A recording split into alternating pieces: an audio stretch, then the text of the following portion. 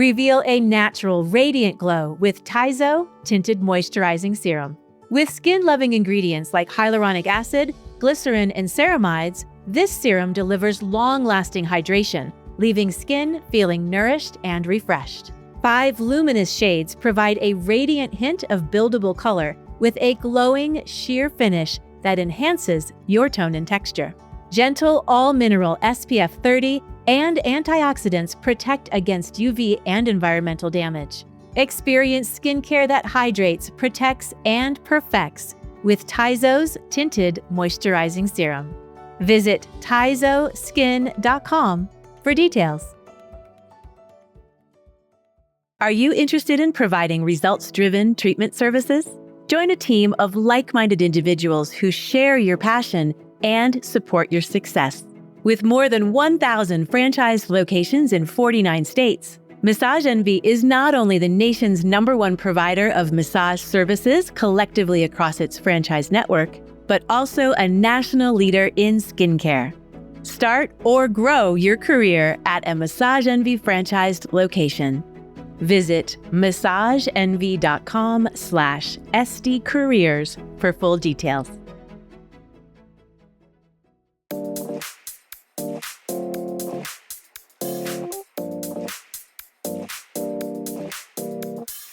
Hello and welcome to ASCP Esty Talk. I'm Ella Cressman, licensed esthetician and content contributor for Associated Skincare Professionals. I am Maggie Staszcuk, licensed esthetician and ASCP's program director. Oh my gosh, Maggie, I'm so excited. I have to admit that I am thrilled with one current aesthetics trend. One may say I've been waiting for years for it to come back. Is it the bush? It's back.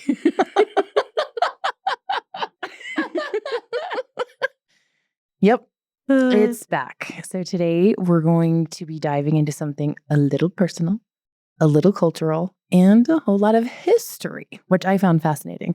We're talking about intimate aesthetics. Yep, grooming down there, as they say, and how trends over the past 100 years have shaped the way people care for their most private parts. Are you ready? I am so ready for this, Ella. Okay, let's start historically about a couple of things.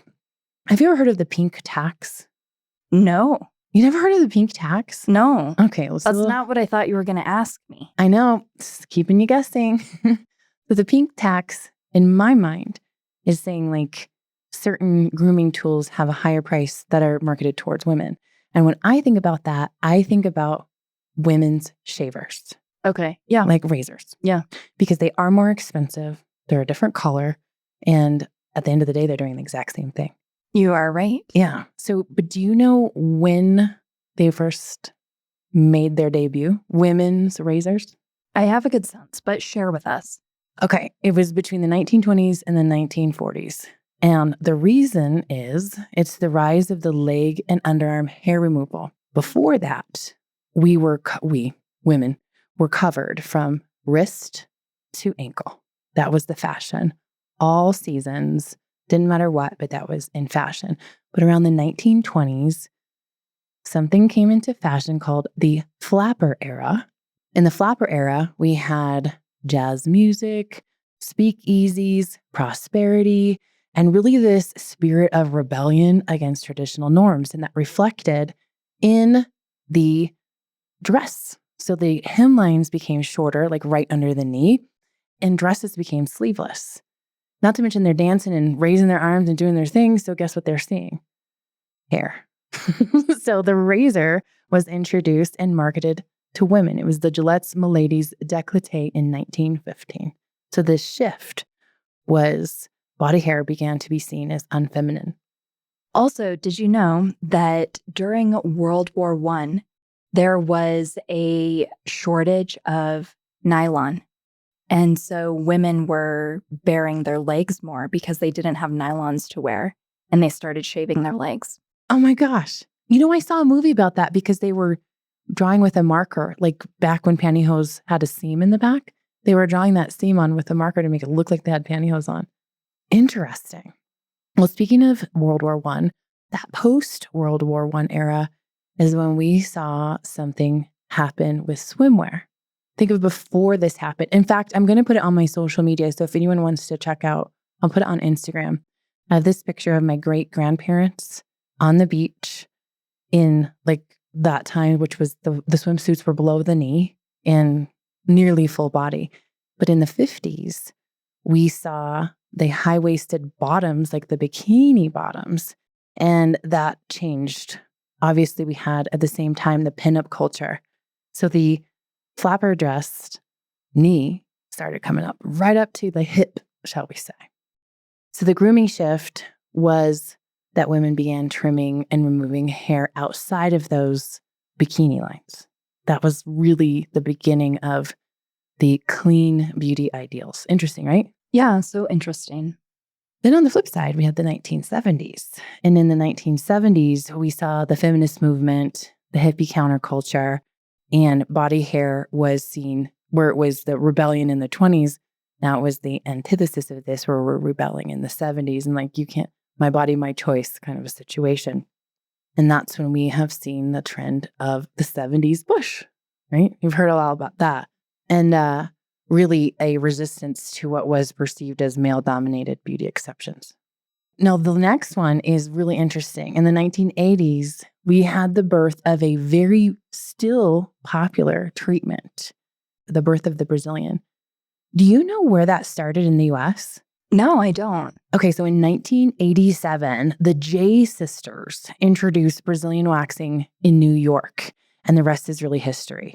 The Brazilian waxing was a result of the types of bikinis that they would wear there. These J sisters were Brazilian, so their swimsuits were smaller, and so their grooming habits had to keep up and go within that boundary.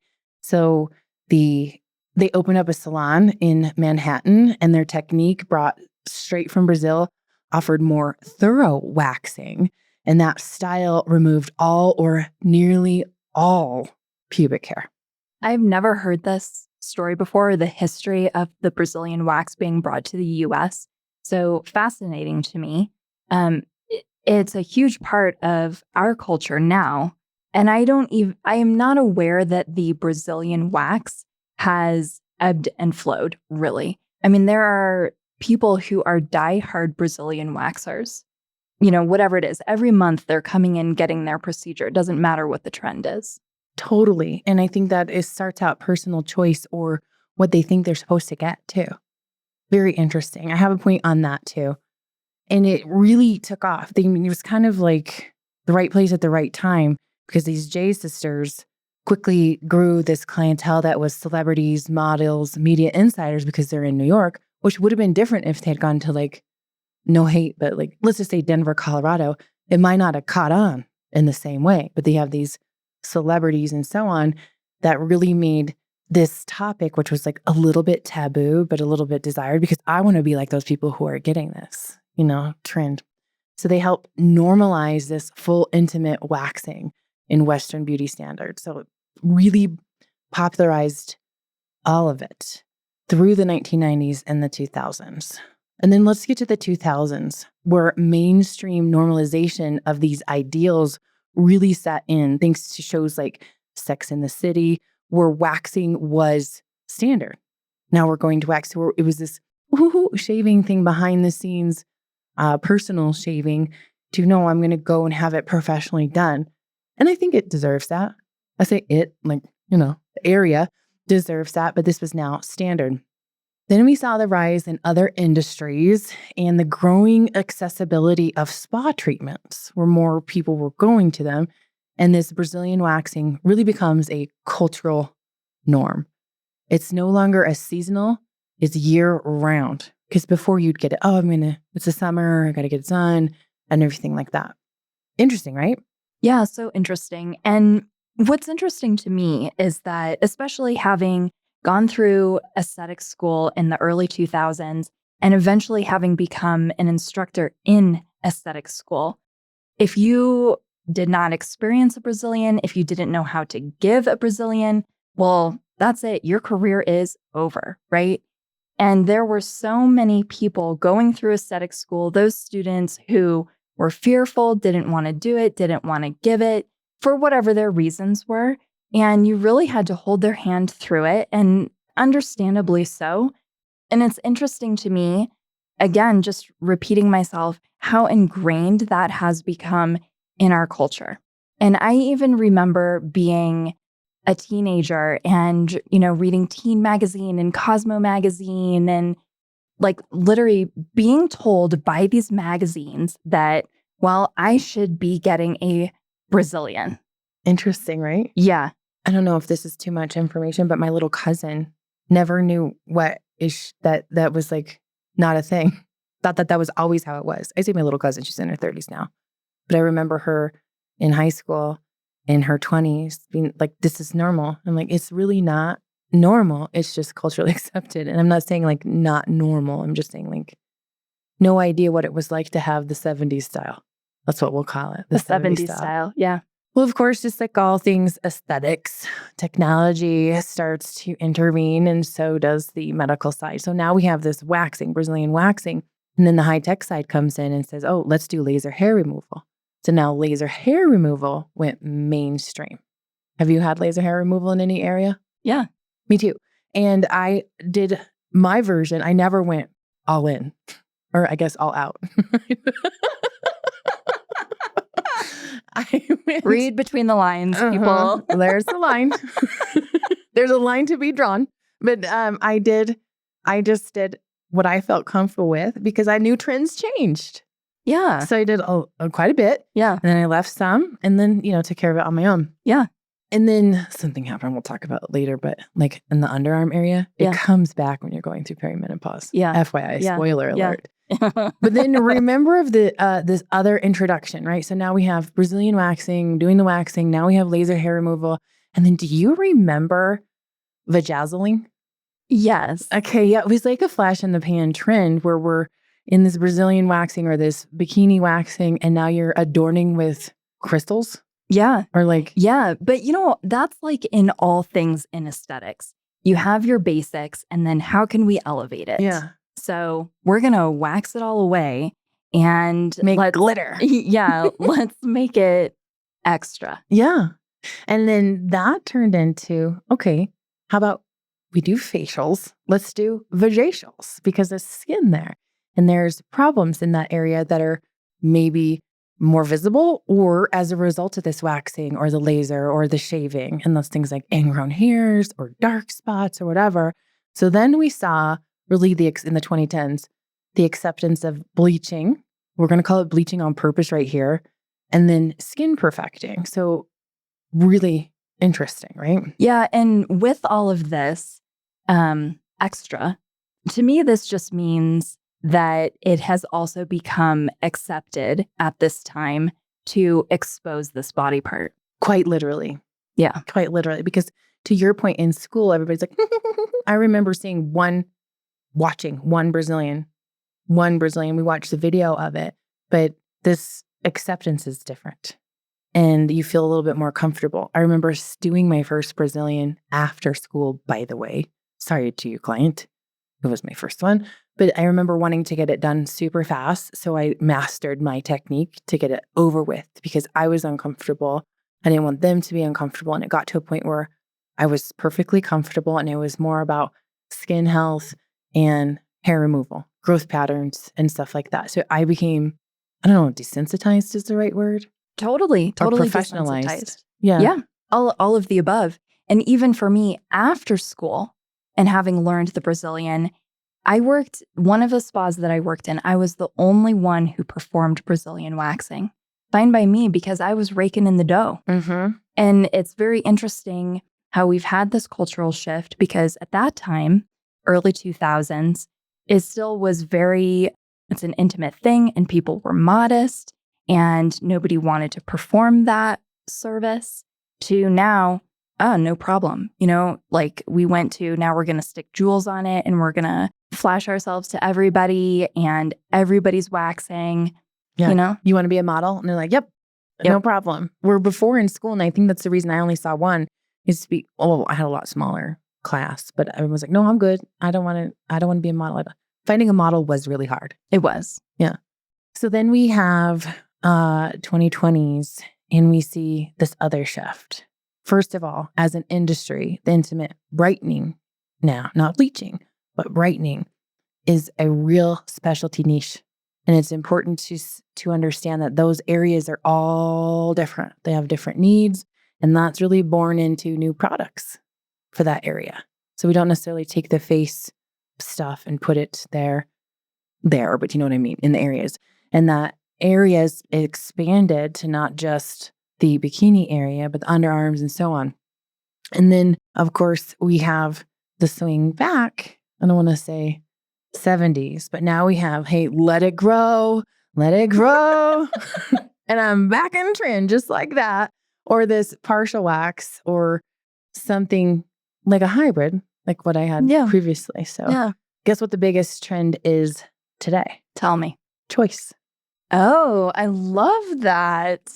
Choice. So whether you're into facials or rocking it natural, the key message here is autonomy. It's not just about fitting in like it used to be. It's about feeling good in your skin. So nobody's going to be giggling at you in the locker room or for one way or the other. It's just like, cool, do you? So all this really was inspired by the article that you sent me about the return of the bush. Yes. And one thing that I thought was interesting was this excerpt, if I can. It says around 80% of American women report at least partially removing their pubic hair. As early as 15, women start trimming, shaving, waxing, or pursuing treatments like laser hair removal. So there is a whole generation that is unaware of what natural genitals look like or how they were designed to face the world. There's no mystery. There's no mystery. Hopefully we'll start seeing it again.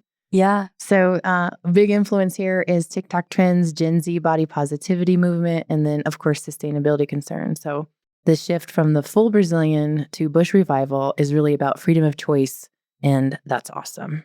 Something else to consider, though, too, these technological advancements. So whatever you choose, right? Whether you choose to let it grow or take it away, there are also at-home devices to help you. I have to admit, I bought one. It's a at-home laser hair removal. I think I've talked about it. Does it work? Well, I've only tried. I'm not trying it there. Where are you trying it? On my chin hair, but I think does it work on your chin hair? Yeah. Okay. Yeah, it does. But I think what I could see is that obviously for $150, it's perceivably a lot cheaper than going and getting a full laser hair cycle. Yeah. But I'll tell you, like just on my chin hairs that I've been trying it on. Yep. You have to hit the button like 3 times. First of all, it comes and there's only like 1,000 times you can hit the button. Right. A firing thing, I guess. Right. Until the bulb burns out. I guess. Yeah. Is that what's going to happen? Yeah. Great. That's like with a real laser. You have so many fires and then it's done. Okay. Well, there you go. This is the at-home version. But instead of one, because when I got my laser hair, it was like, and then that was the hair sizzling. But this one is like, beaming. Okay, next. You know what I'm saying? Yep. So it might not really be cheaper. But what do you think of these like at-home laser devices? I am skeptical. I mean, I want to believe that it works, but can they really sell an over-the-counter laser that is powerful enough to target the follicle? I'll keep you posted. Yeah, I'm curious to know if it's really killing off your hair. Yeah, me too. I'm very curious because I did find like a 1-inch surprise hair the other day on my chin. I was like, where did that go? So I don't know. I got it for reasons of obviously a vulnerable moment scrolling through social media. And then also, I can just do that myself at home. Right. So we'll see. But I mean, you know, technology advances. We have so many things that are at home use that before never existed, were never possible. So maybe. What do you think of at-home bikini or Brazilian waxing? Okay, well, listen. When it said that people as early as 15 are starting to all the things, and Teen Magazine told me that I had to do it, I was in the bathroom doing it. It didn't end well.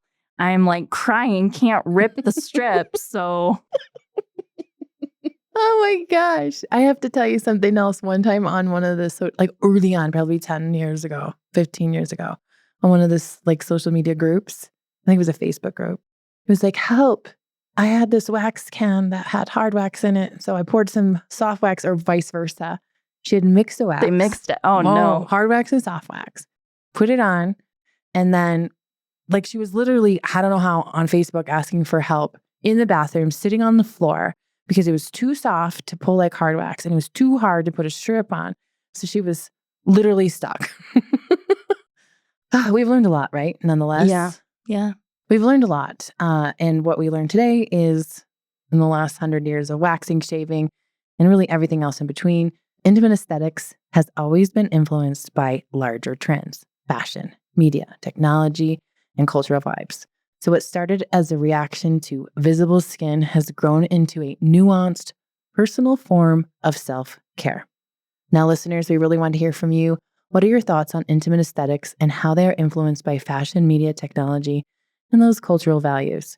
Reach out via Instagram, Facebook, or send us an email at getconnected@ascpskincare.com. We want to know all the details. In the meantime, thank you for listening to ASCP Esty Talk. For more information on this episode, or for ways to connect with Maggie or myself, or to learn more about ASCP, check out the show notes. And stay tuned for the next episode of ASCP Esty Talk.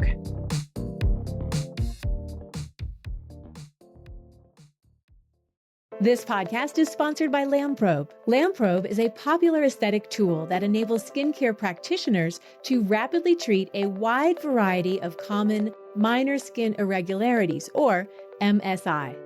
Red MSI treated by Lamprobe include dilated capillaries and cherry angiomas, yellow MSI, cholesterol deposits and sebaceous hyperplasia, and brown MSI treated include skin tags and more. Lamprobe MSI treatments are non-invasive and deliver immediate results. Lamprobe can empower your skin practice with these new and highly in-demand services. For more information, visit lamprobe.com. That's LAMPROBE.com. And follow Lamprobe on social media @Lamprobe.